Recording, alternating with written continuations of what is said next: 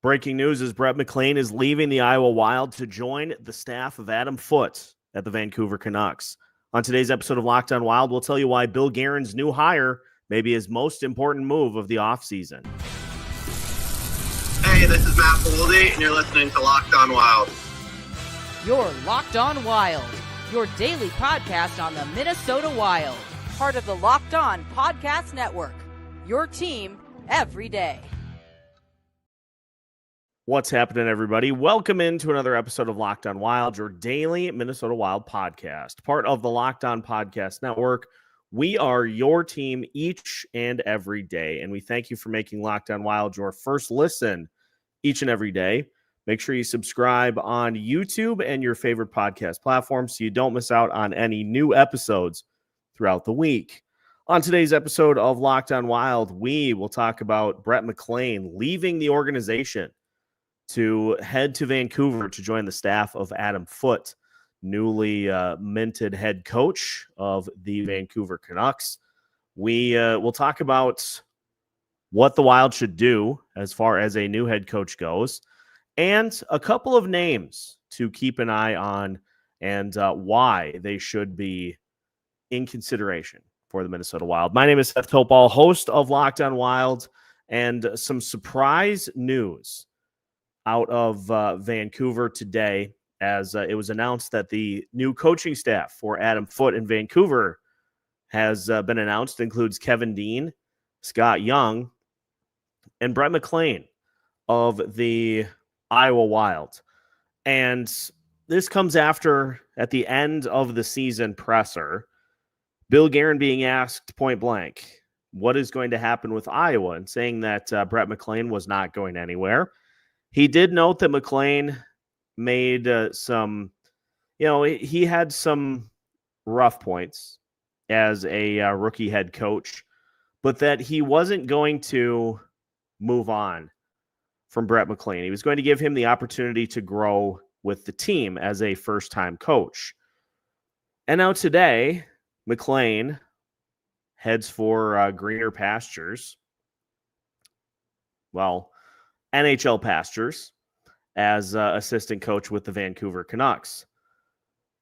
There are so many fascinating angles to break down about that. First and foremost, did Brett McLean kind of start to sense that if things didn't go well to start the year, that his job was going to be potentially in jeopardy? Did he not see an opportunity to get back to the NHL here in Minnesota and elect to take an opportunity with Vancouver as a chance to get back behind an NHL bench? It could be a little of column A, a little column B, but what it does is it falls under the things sometimes just kind of work out metaphor that, sometimes if you have a problem that you don't want to deal with, sometimes you just let things play out and they kind of work themselves out. The numbers for Iowa over the last couple of years have not been great.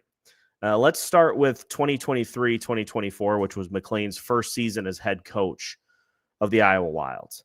The Wilds were 29th out of 32 teams with 62 points. In wins, they had 27, which was 28th out of 32. Goals for, 184, which was 31st out of 32. Goals against, 245, which was tied for 29th worst out of 32 teams.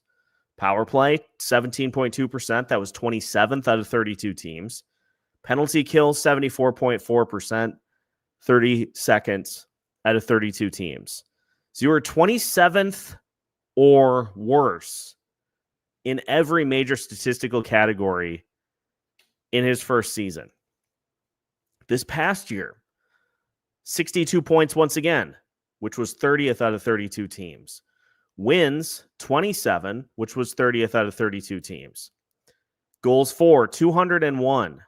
So a 17-goal improvement from 2023-2024 to last year.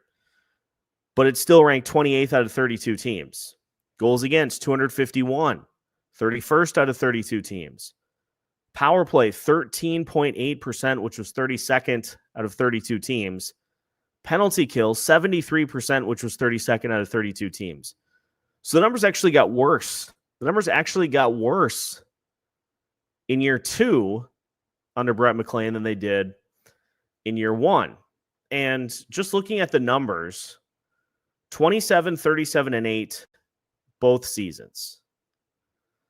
A career record of 54, 74, 10, and 6. So a career record of 54 and 90, basically. That's not great. And what I've told people when they have asked, when we've had conversations about it, is it's one thing to have a record like that, but to have the something that you hang your hat on. You know, it'd be one thing if the Iowa Wild were a great defensive team, like a top 10 defensive team, top 10 goaltending team, and they just couldn't score goals. And it repeatedly cost them games. That's one thing. But the numbers just by and large, all bad. And what does that tell me just from what I see on the surface here? Is that whatever the system was,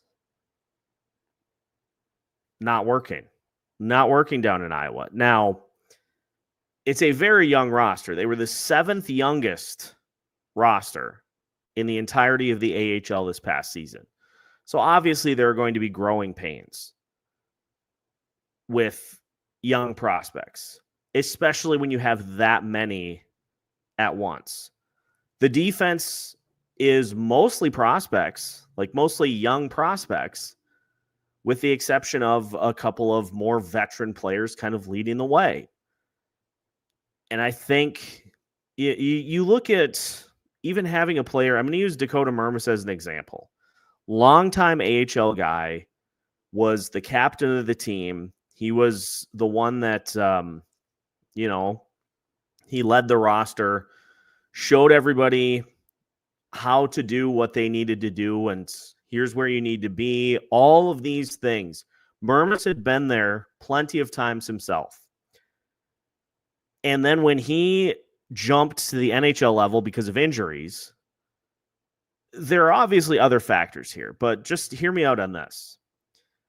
When Dakota Mermis had the extended stay in the NHL, that's when things started to kind of go off kilter with the Wild, because Iowa just did not have that type of presence on the roster. You take that off and everybody's just kind of free for all, fending for themselves.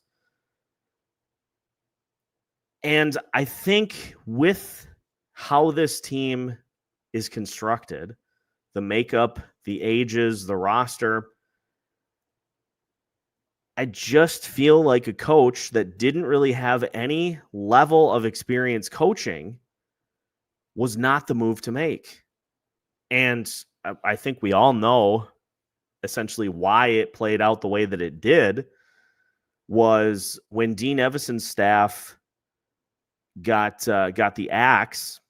When Dean got the axe, the staff were all shown the door as well. And it was an opportunity for McLean to stay in the organization while also not being part of the NHL coaching staff. And it just, and I know he's a player's guy.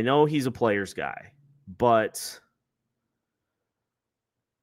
just the lack of coaching experience, I think, is the easy thing to point to with why the record is the way that it is.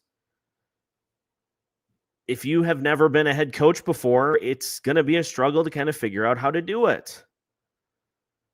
So this is, and again, best wishes to Brett McLean.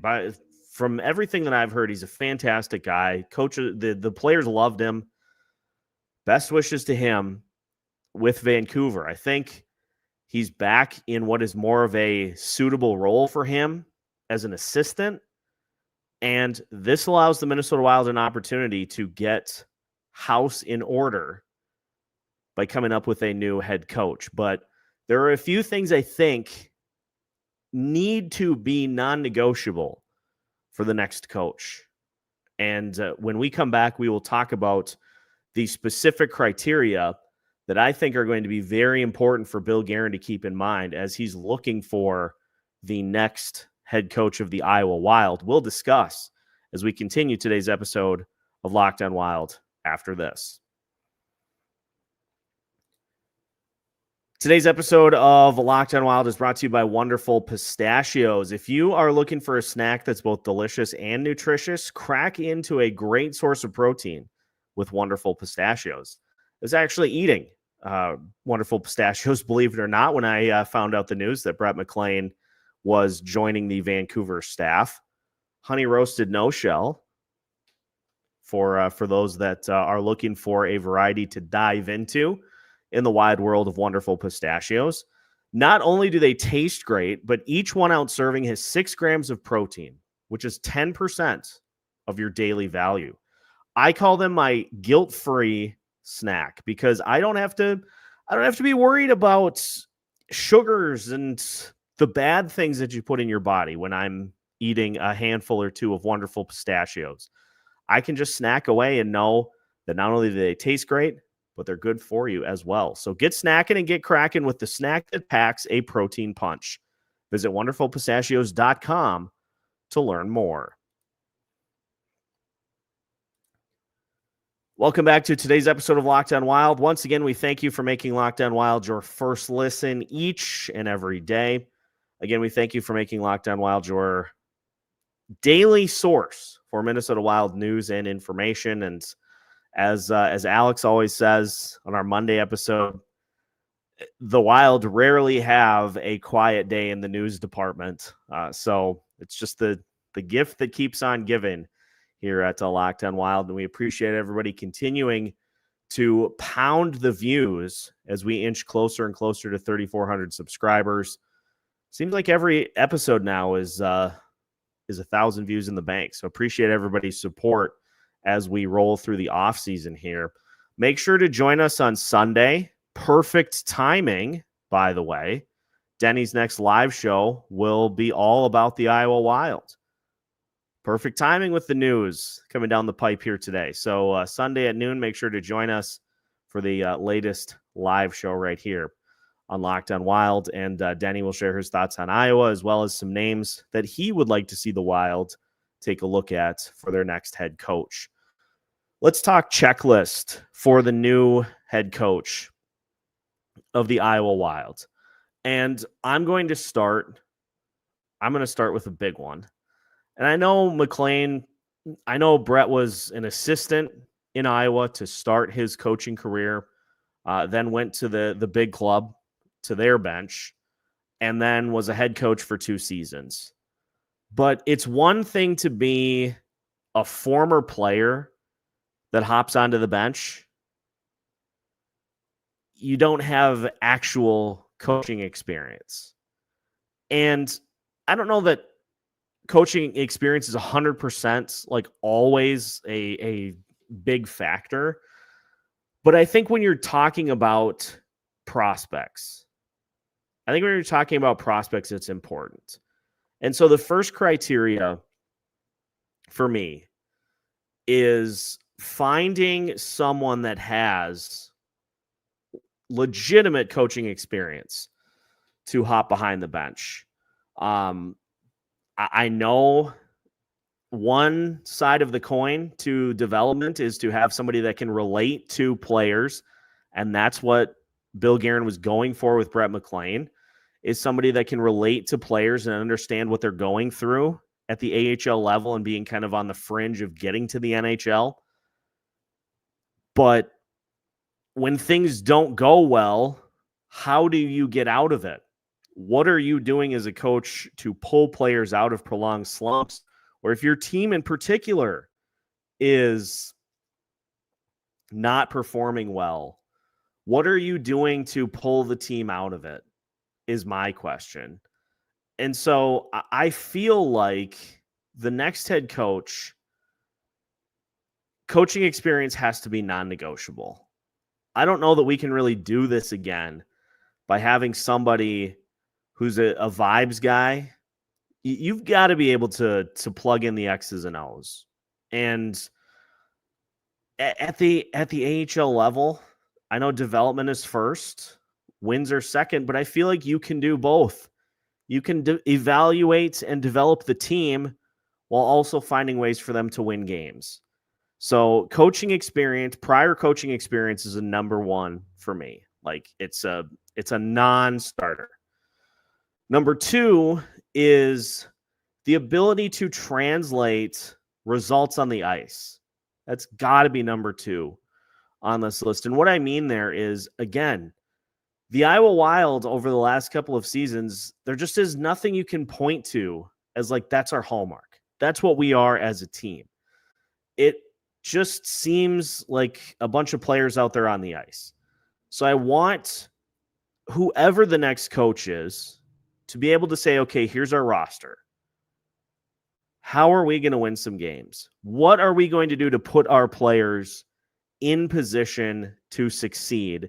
And how do I maximize what my team does well on the ice? It's not a, square peg in a square hole. Not every player is going to bring the same thing to the table. So how do you manage all of that and translate it on the ice?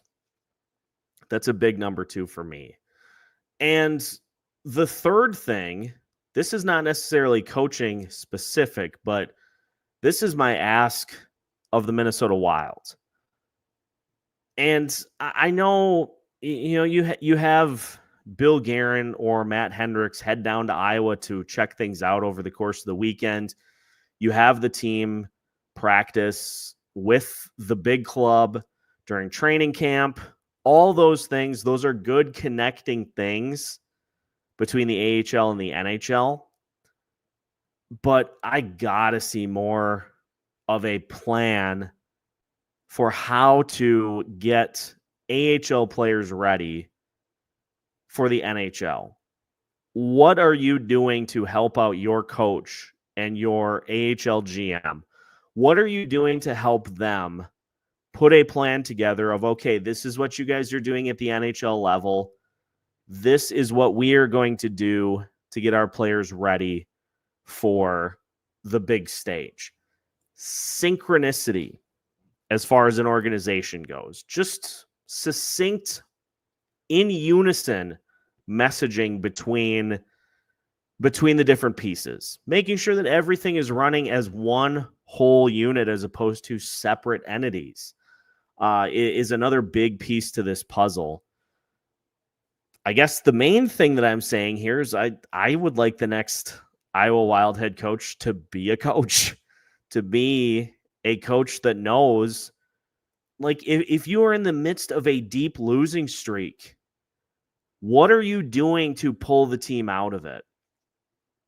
As opposed to just saying, hey, guys, stay tough out there. We'll get through this. Like, what specifically are you doing to pull a team out of a bad stretch?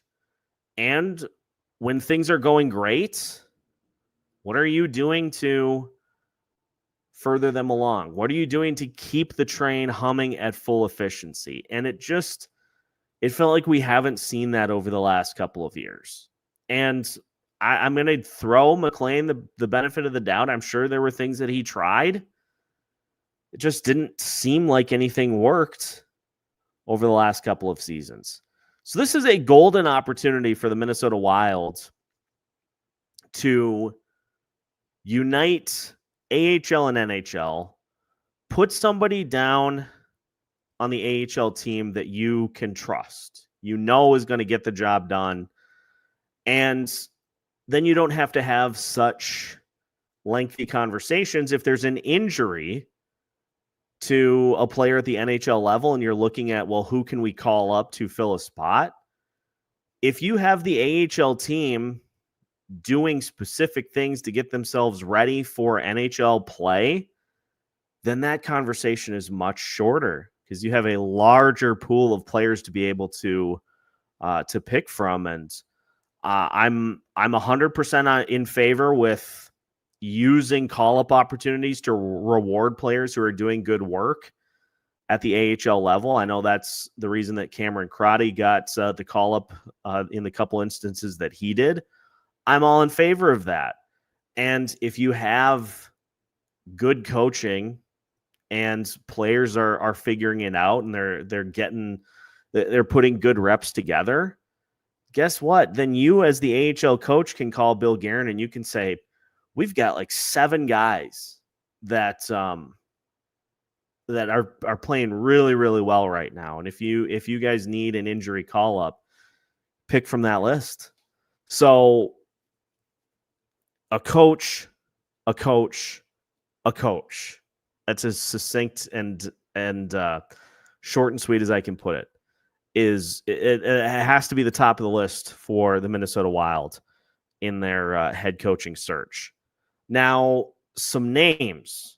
Who are names that the Wild could potentially take a look at? Dan Bradley, friend of the show. There's a couple of names that have intrigued me, and obviously Denny has a few names as well that he would like to see the Minnesota Wild take a look at. So we're going to talk some names to finish today's episode of Locked on Wilds after this.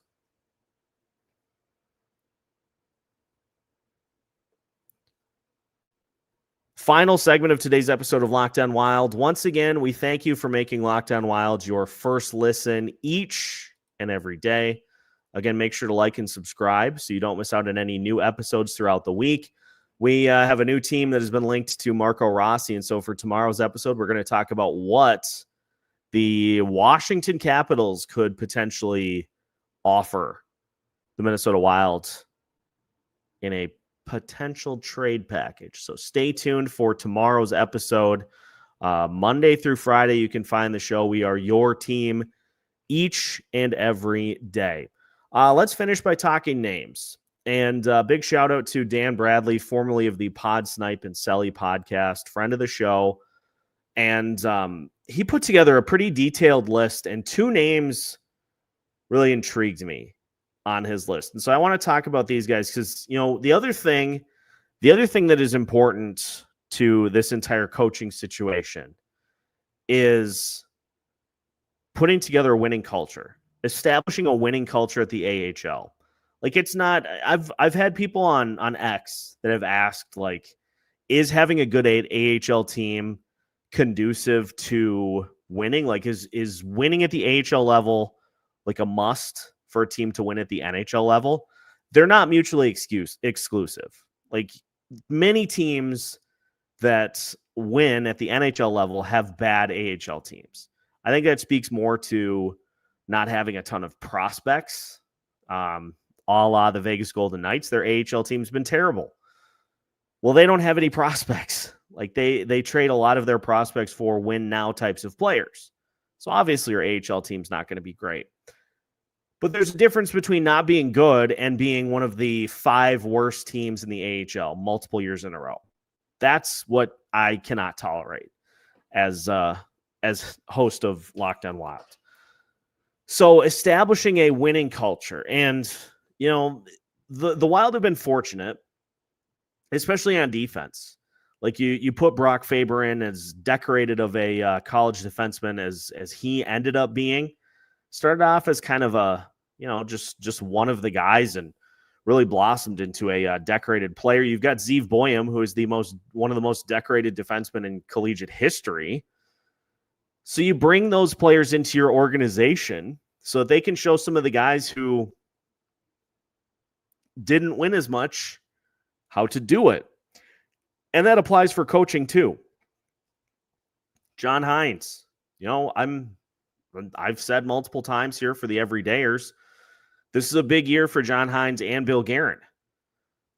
Bill Guerin has won Stanley Cups before as a player. He was in the front office for another as well. John Hines has not advanced out of the first round. And I think if you can find somebody who has a good winning background at the AHL level, then they can impart that on the prospects who bring that up to the NHL level when they make it to the big club. And by doing that, by starting everything at the AHL level, and even a level down, the Wild are fortunate to have an ECHL team as well. If you can just get winning ingrained in these players' heads from the low levels, they just will come to expect it. And they get up to the top, they get up to the NHL team, and they've won so much at the lower levels that they just expect that they're going to win at the NHL level as well. And that mentality, that do whatever it takes mentality, bleeds through to your entire roster.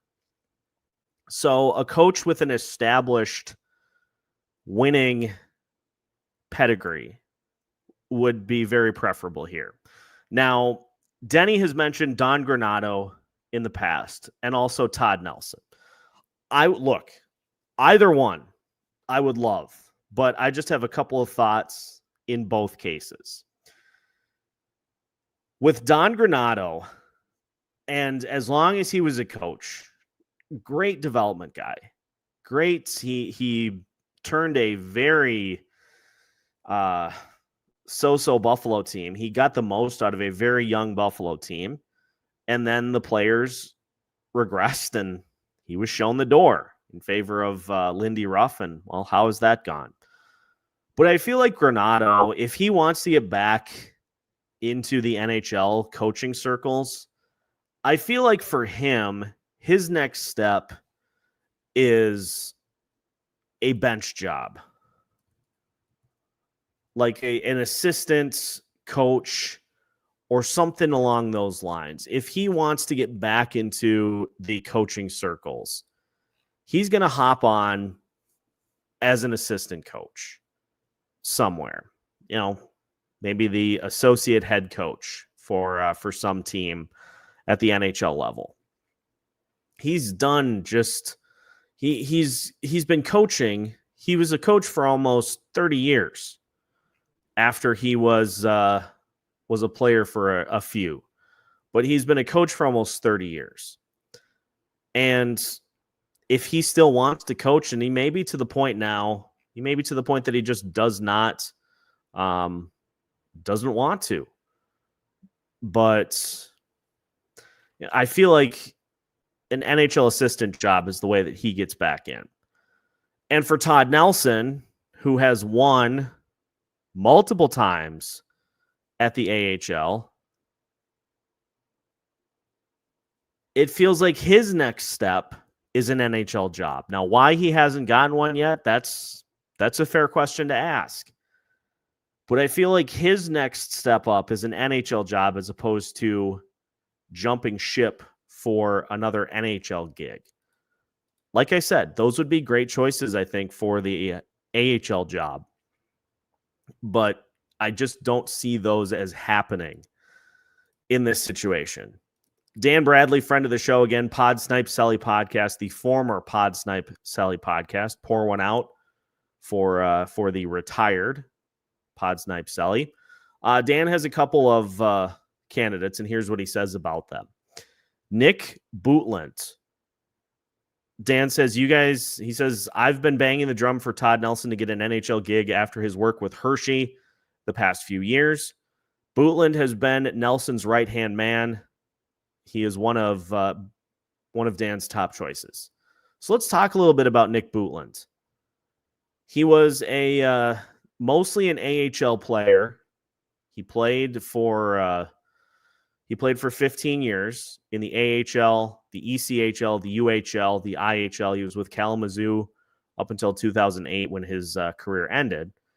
He then coached Kalamazoo. He was a head coach in the ECHL from 2009, 2010 to 2021, 2022.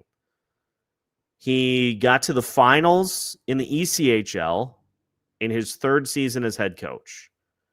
The next year, he got to round 3. Now, the last few seasons, he missed the playoffs 3 years of his head coaching career, and he lost in the first round 1, 2, 3, 4, 5, 6, 7 times.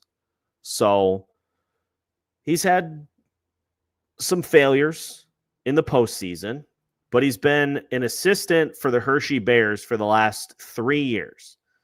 And the Hershey Bears are multiple Calder Cup winners in that span. And this is a logical jump for an AHL assistant coach to get a head coaching job somewhere, go from an assistant coach to a head coach at the AHL level. And I am all about pulling from a winning pedigree that is the Hershey Bears. Massive, massive list of success under Todd Nelson. And Nelson, I'm sure, has imparted plenty of things on Bootland that are going to impact his coaching career when he gets that started. And look, he's 46. So he's still on the relatively young side. He could be your coach for a few seasons, to say the least. So that's one.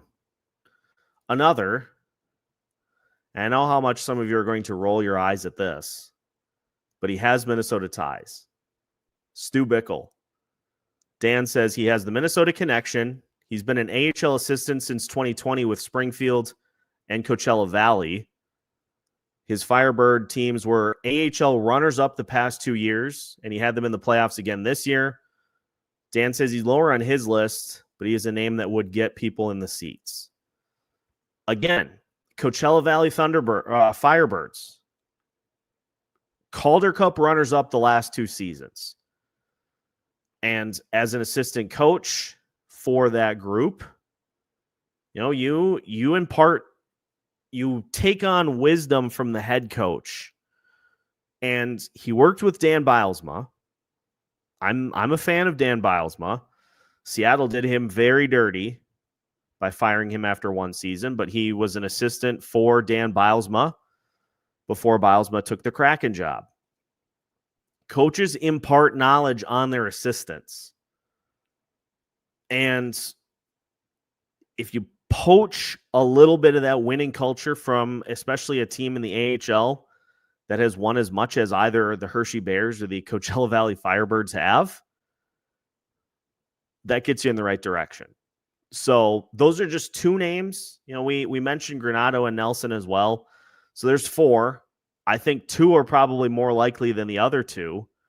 But I said it at the beginning of the show, and this is how this kind of all loops back together. Whoever the AHL coach is probably the most important move that Bill Guerin will make this offseason outside of signing Kirill Kaprizov to his extension. Because for the Minnesota Wild to enter into a window of contention and sustain it, you're going to need to have a farm system that can supply you with talent. Think about an assembly line. The assembly line works great if it is getting pieces of equipment or packages or whatever is on it from one place to the next without any breakdowns in between. A smooth, seamless process of getting players, and even down to the ECHL level, all the way up from ECHL to AHL to NHL.